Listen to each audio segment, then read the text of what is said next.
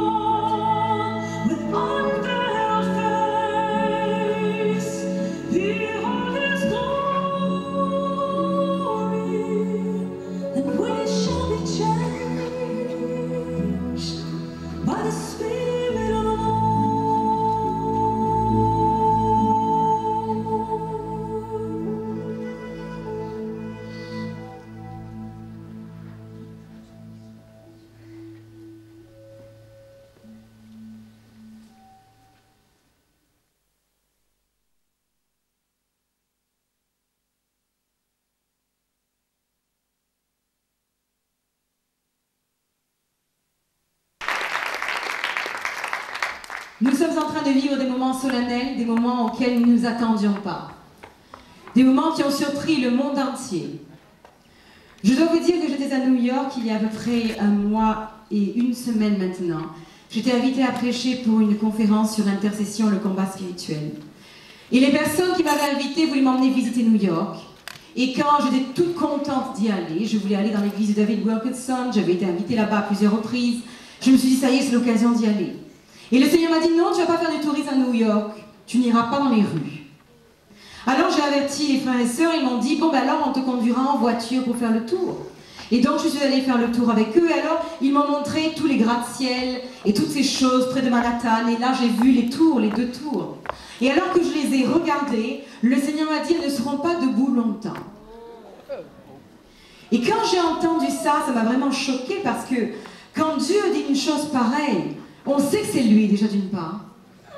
Et on se dit, mais qu'est-ce que tu es en train de me dire? Parce que je me souviens de l'attentat qu'il y a eu il y a des années. Et je dis, qu'est-ce que je dois faire? Et le Seigneur m'a dit simplement, marque l'événement. Alors là, sur un papier où il y avait des courses que je devais faire, j'ai marqué où aujourd'hui le Seigneur m'a dit ceci. Bien sûr, je n'aurais jamais pensé à ce qui allait se passer. Je vais vous dire que parfois, il y a des événements dans nos vies qui arrivent sans tambour ni trompette. Les grands changements de nos vies et dans nos vies ne sont jamais arrivés avec un grand tumulte auparavant. Très souvent, on se lève simplement un matin et voici que les choses, la routine que l'on a connue avant, elle n'est plus là. Combien d'entre vous ça vous est arrivé? Vous vous levez le matin, tout va bien. Et en un instant, en 1 heure, tout est changé. Votre vie n'est plus la même et elle ne sera plus la même. Elle ne sera plus la même. Et c'est ce qui s'est passé ce matin-là. J'avais un billet d'avion pour venir ici. Et on m'avait proposé la date du 9 ou du 11. Et le Seigneur, pour moi, il semblait que le 11 était mieux parce que j'avais plus de temps à la maison pour faire ce que j'avais à faire. Et le Seigneur m'a dit, non, tu pars le 9. Qui aurait pu penser? C'est historique que nous soyons ici. Pourquoi? Le Seigneur a besoin de vous. Le Seigneur a besoin de vous. Il a besoin que vous réalisiez votre importance, votre destinée en tant qu'individuel, dans la communauté, mais aussi dans votre nation. Votre nation a une importance prophétique, tout comme vous, vous en avez une. Et ce soir, le Seigneur va vous inviter à choisir à nouveau votre vie. Vous allez le dire, je choisis ma vie. Je fais un choix ce soir. Je renouvelle mon engagement envers Dieu. Je ne peux plus être satisfait de ce que j'avais auparavant. Je veux plus. Je veux plus. Qui est-ce qui veut plus? Alléluia. Qui est-ce qui veut plus? Amen. Amen. Vous savez que Dieu vous prend sérieusement. Que quand il voit vos mails, il considère que vous avez dit quelque chose. Il le prend très sérieusement. Le problème, c'est quand des choses commencent à arriver, et ça se dit, oh, pourquoi ça m'arrive?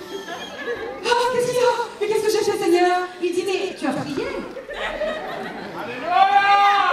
Tu as demandé à quelque chose. Alors, je suis en train de le faire. Je suis en train de répondre à ta prière. Oui, mais je ne voulais pas comme ça. Je n'avais pas compris que ça allait se passer comme ça. Tu ne veux pas m'élever sans que j'ai à souffrir?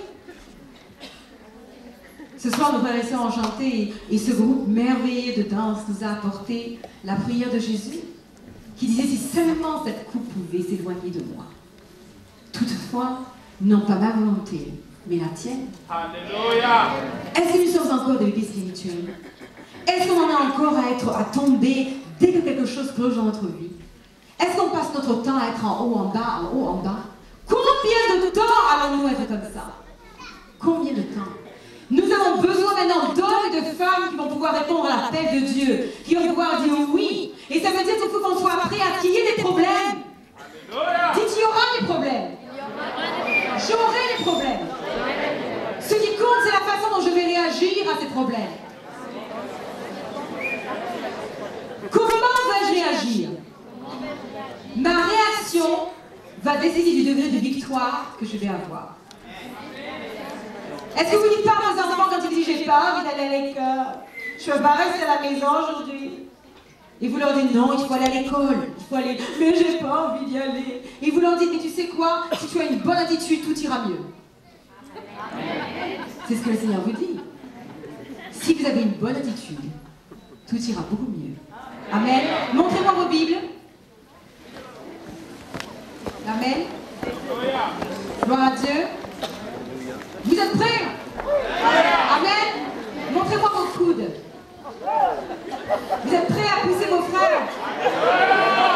Alors dites, tu suis bien, hein? Amen. Très bien, vous allez ouvrir votre Bible dans le livre de Ruth. Je voulais bien qu'il monte l'estrade, mais c'était marrant quand c'est descendu comme ça. Qu'il a descendu un peu, que je sois au milieu, et je ne sais pas s'il arrivera à le faire. Le livre de Ruth. Amen. Choisis la vie. Répétez-le après moi.